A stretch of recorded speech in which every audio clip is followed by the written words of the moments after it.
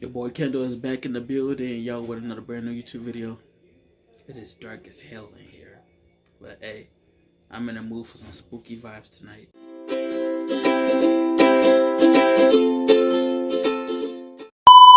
It's that time of the season, the holiday season. I am in a mood for some Christmas spirit tonight, but it's gonna be another spooky holiday whatever. Even Patrick and SpongeBob are happy. Look at the joy on their faces. Look at them.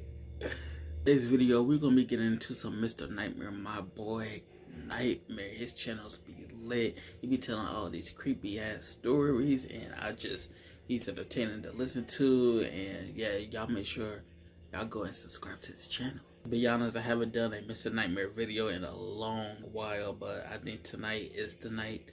We get right into it. Let's go ahead and get into the spooky holiday season. Behold, the cookie.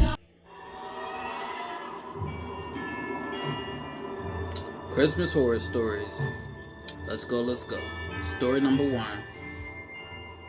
It was a cold December night a week before Christmas. My family always does Christmas in our Hamptons, New York summer house. The Hamptons are always quiet this time of year, as a large chunk of the real estate there is owned by rich people who have 2 or 3 other houses elsewhere in the country. My dad and I were at the house first before the rest of my family, as my mom and sister still had work until the next weekend. My dad was retired at the time, and school was over for winter break for me, so we wanted to just go to the Hamptons house early. We all have our own bedrooms in this house, which sits on a quiet dead-end road. My dad turned on the heat and water and all that stuff that he always has to take care of when we Good to have your own bedroom. I brought my PS3 to play in my room. I spent most of the first day there playing video games. PS3. On that first night we were there was a big snowstorm. Another reason we wanted to come early. PS3 were to the beat the crappy days. road conditions that would come for days after the storm. The next morning when I woke up and went out to the kitchen, my dad asked me when I built the snowman. I responded, "What do you mean?" He said the snowman in the backyard. I went to look out the window, and there was at least 2 feet of fresh snow. But there was also a snowman sitting in our backyard. It had 2 sticks for arms angled up into the air, and it had eyes and a smile carved into the head. That snowman's creepy. The eyes and mouth side was facing the window. I said to my dad, I didn't build that. My dad laughed and said, "Must be the neighbor kids." Hell no. My dad thought it was an innocent joke, so I did as well. The next night is where things got bad, though. I was in bed asleep and suddenly woke up to a distinct thump on my window. I was terrified. Is the I pulled the snowman blankets over alive? myself to hide, to not be in view of whoever might be out there. It's gonna turn out the snowman's But after alive. 5 minutes, I started to wonder, maybe it was snow that fell off the roof and blew into the window. I got up to peek out the window. I screamed, because at first I thought what I saw was a person, but it was actually another snowman standing right outside my window. There was an angry frown on this one instead of a smiling face. I screamed for my dad, this and is he came some rushing Jack inside. Frost I pointed at horror. the window, and this time he Killer wasn't version. happy. He said he would go next door in the morning and talk to the kids' parents. I slept in my sister's room the rest of that night. The next morning, my dad went next door and rang the bell, but they weren't home. There were no cars in the driveway. That meant they weren't even in town. That was the only nearby house with kids in it, so this didn't exactly help explain the situation. Nobody was For 5 home? or 6 days straight, nothing Like the else whole happened neighborhood? until Christmas Eve night. The rest of our immediate family, plus all 4 of our grandparents, were now in the house. Ooh, We that's were a in the nice living Christmas tree right It was there. before dinner, but it was already dark out. Someone knocked on the front door instead of using the doorbell. We weren't expecting any other family. I started to get nervous. My dad went over and asked, "Who is it?" Someone on the other side of the door started saying, "Please let me in, I need help." What? The door has no peephole or windows, nor are there any windows that would allow us to see who was on the other side of the door. My dad asked, "What's wrong?" Wait a minute. Tell you something right now. If somebody is knocking on your door and you don't expect nobody else, and they're just knocking on your door and they answer, "Please let me in," without even telling you what's their name or who they are, do not open the door. Please. Do not open the damn door. Because that is suspicious right there. I don't think that's suspicious. And if it's not even a voice that y'all recognize, don't even open the door. Just don't open the door. Ignore it. Tell them to get off your property or you'll call 911. Just call 911 if they don't leave. If it's a voice that you don't even recognize, just Be smart. Be smart. Voice on the other side said, I have no one to spend Christmas with. Please help me. We all looked at each other now, and my dad yelled to please leave before we call the police. Right. The person on the other side said, okay, I'll leave. Please don't call the police. He never opened the door. We instantly tied this to the creepy snowmen. We knew it had to be connected. And we were right. On Christmas morning, there was a note taped to our front door. Oh, It said, to the best of my memory, I just wanted to have a little fun. I built the snowman for the boy in the house. I don't have Just anyone wanted to to have a spend the little holiday fun. with. Hurt. In one way or another, I think whoever left that note on our door and built those two snowmen was mentally ill or unstable. It's very unlikely that it was meant to be a joke, considering he came to our front Nah, door. that ain't no joke. I think he was That ain't no dangerous. joke. And even if he wasn't inherently hostile, the fact that he did what he did is just enough for him to be considered somebody none of us wanted to meet. Right, exactly. It was just playing creepy right there. Just weird. Alright, story number 2. It was Christmas of 2016. My name is Andre, and at the time I was 21 years old. Some pretty looking Our pine family trees. was all at our Uncle Joshua's place for the holidays. Well, it was Christmas Eve. My immediate family, plus my cousins and other close family, decided let's go to my uncle and aunt's place in downtown Miami. We come from Connecticut, so we're not Like used to that warm said weather around earlier, the yeah, the holidays. Christmas vibe. It was I'm Friday, loving the it. day before Christmas Eve. Loving it. My brother Nico and I, being young single males and being in That tree Miami, is tall wanted to go as out. hell. We were hearing about a bunch of Christmas-themed parties going on at clubs and bars. Nico was 18 at the time, but he had a fake ID, so we figured he'd be all right. We went to this one club on Miami Beach that was having a Christmas-themed event. Mostly everyone online was wearing Santa hats, so it felt festive. Happy holidays! But it was all a waste of time. Happy because in front of the holidays. line, the bouncer not only told us it would be $100 to get in, but he also called Nico out on his fake ID. So we tried a bar not too far away, and we got into this one. There were some people wearing Santa hats here too. I guess that was expected on the weekend of Christmas. I need to buy me a Santa While we hat. were at the bar, this Literally. older woman started talking to Nico. I overheard most of their conversation. The woman appeared to be mid-40s, and I heard her keep telling my brother how she has such a thing for younger guys with Hispanic accents. To be honest, it sounded kind of creepy and weird, but Nico was probably blinded by the fact that a woman was hitting on him. I just let him do his thing. The woman was wearing a blue Santa hat and had on a sexually provocative Christmas sweater. The two of them were talking for so long that I ended up making friends with the guy sitting next to me at the bar. She's trying to get some And young. suddenly Nico patted me on my shoulder and Never said mind. he's gonna leave with the woman. I told him all right. I was happy for him, I guess. I stayed at the bar Wait, not much what? longer after that, and I just called an Uber back to my uncle's, assuming Nico would. Wait, what? He's leaving with the woman? Oh, did she get to him like that? What? He literally said he's leaving with the woman, which means he's gonna go do something with that woman. Wow, she got game. She got game. She want a piece of the youngster. Wow. Wow. I was mid-Uber ride when my phone rang. Nico was calling me. I picked up to static. It sounded as though maybe he pocket dialed me, but I heard a male's voice in the background that didn't sound like my brother. And then suddenly another male's voice could be heard yelling. What? I said Nico's name over and over, trying for acknowledgement, but the call eventually disconnected. Oh, Obviously, hell. this was a pretty concerning phone call. I was under the impression he was alone with a woman. I tried calling him like 10 times. Oh, and they finally, set him someone up. picked up. But it wasn't Nico. They set It him was up. the voice of some older man with an extremely deep voice.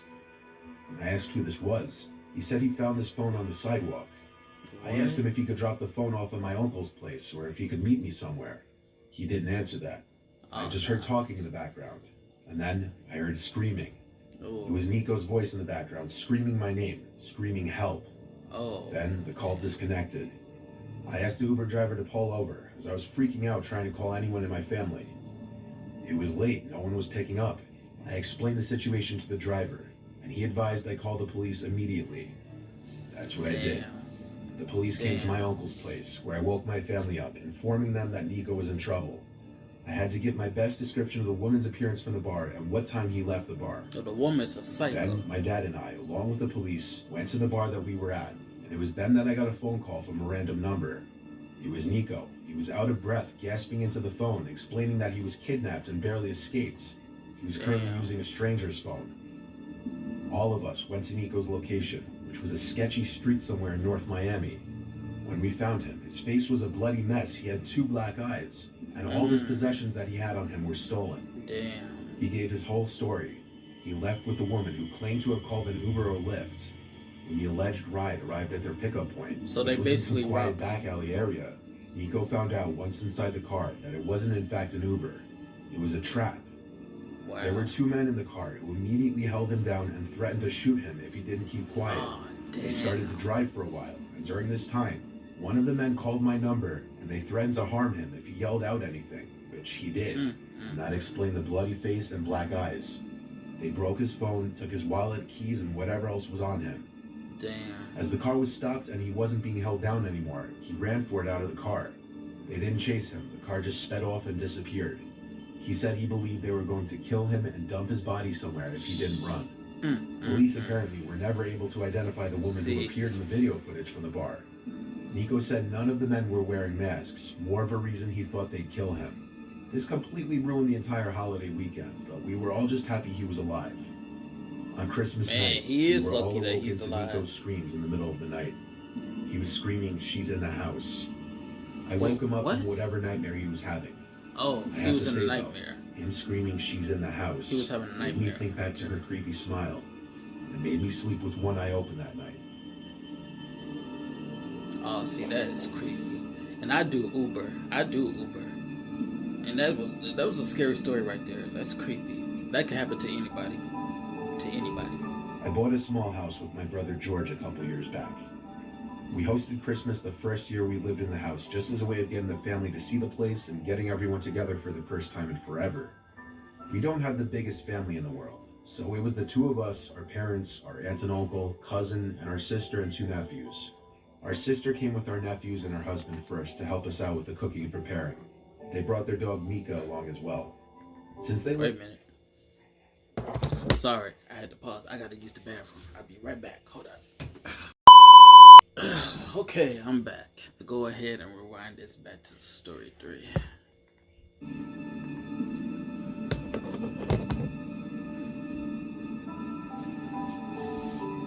I bought a small house with my brother George a couple years back. We hosted Christmas the first year we lived in the house, just as a way of getting the family to see the place and getting everyone together for the first time in forever. We don't have the biggest family in the world, so it was the 2 of us, our parents, our aunt and uncle, cousin, and our sister and 2 nephews. Our sister came with our nephews and her husband first to help us out with the cooking and preparing. They brought their dog Mika along as Only well. tree out there Since they outshining were all 2 of hours the away, we dead were going to be trees. spending the night at our house. The rest of our family lives under an hour away, so they wouldn't be staying. Not that that house would have much more room for additional people staying over. Look at anyway. all that snow. During our Christmas dinner, I know at they one gotta point be we talked about some of the murders that Cozy happened up in in our there area with the recently. heat on. Bodies had been found in the woods in our county. It wasn't a topic that we kept going long, because my mom Bodies and have my been sister found. wanted us to drop it for the sake of the holiday and the kids. After dinner, What? we all had some wine in the living room with a Christmas movie on in the background as we talked. After a few hours, family started to slowly leave, until it was just my brother and I, and my sister, her husband, and her kids. The kids went to bed before us. The 4 of us stayed up later having more wine. My girlfriend ended up coming over past 10 to spend the rest of the night with me, since all of her family had gone home. About to cuddle Eventually, up. Christmas night was over, and it was time to go to bed. I woke up to my girlfriend shaking me. The room was still dark. I groggily looked at the clock next to my bed, and it said 2-something a.m. I asked my girlfriend what the issue was, and she whispered, "Listen." I listened, and heard Mika out in the hall growling. I got out of bed and entered the hall to see what was going on, and I Somebody. saw that the back door to our house was wide open, and a breeze of cold air started to hit me in the face. Somebody done snuck Nico was in. looking out the door. I checked if anyone was out there, and as I was at the back door, I heard my brother's voice call out my name from the darkness outside. He sounded like he was far away in the woods. I was worried he was in trouble or needed help with something. I went back to my room to tell my girlfriend as I put my shoes and coat on. I stepped outside with a flashlight. There was a light dusting of snow on the ground, enough to see footmarks leading from the back door down to the back deck towards the woods. Hell. I yelled back George's name very loudly. I heard his voice call back my name. It was confirmed he was in the woods now. But oddly, as I entered the woods, his footprints slowly faded and got harder to see. What is so he they were doing just out there in the impossible first to continue place? following entirely. I screamed back at the top of my lungs. What is he "Where doing are out you? there?" What's wrong? I once again heard George's voice call back just my name. Every time he called me, his voice was the same distance away. I was uncomfortable getting any further away from my That's house because weird. I didn't want to get lost in the woods. That's weird. I tried finally calling George's phone, but he didn't pick up. I continued a little further into the woods, but now George's yelling stopped. As much as I yelled out into the woods, there was dead silence. No. Not even the it's time sound to of a go. bug in the freezing cold. It's time to go. Just the sound of the light breeze. I'm sorry about your Suddenly brother, my but it's phone time to rang. go. I was hopeful it was George, but it was my girlfriend. I picked up, and she said, "Chet, George is in his bedroom right now." "What?" I said. That didn't make any sense. What? I was hearing his voice this entire time in the woods. I asked her to check if my sister's husband was also still in one of What? the pull-out couches, and 30 seconds later, she said yes. Suddenly, I felt like I wasn't alone in the woods. He was in his bed Like the anyone whole was time. about to grab me from any direction. I turned back the way I came and started running as fast as I could. I didn't stop until I saw the backyard light from my house becoming more visible through the trees. Oh I no. made it back to my house, and everyone was awake now. George and everyone else had a look of horror on their faces when I explained. Wow. Explained that Mika was growling, looking at the wide open back door, and the fact that there were footprints leading into the woods. But the scariest part was that I thought for sure that the voice I was hearing was that of George. Nope. Whoever it was knew my name. We contemplated calling the police for half an hour and then ended up doing so. A police officer came and just asked us any questions like if anything was stolen, if we know anyone that may mean us harm, etc. Then within half an hour, and after telling us to call back if anything else happens, he left. I don't know if I think this had anything to do with the murders that were going on at this time in our county, but I did think it was Probably worth is mentioning in the connected. story. It probably is. Nothing else did ever happen after that night, but we can't for the life of us logically explain any of this. I'm still scared to go in or near the woods past dark.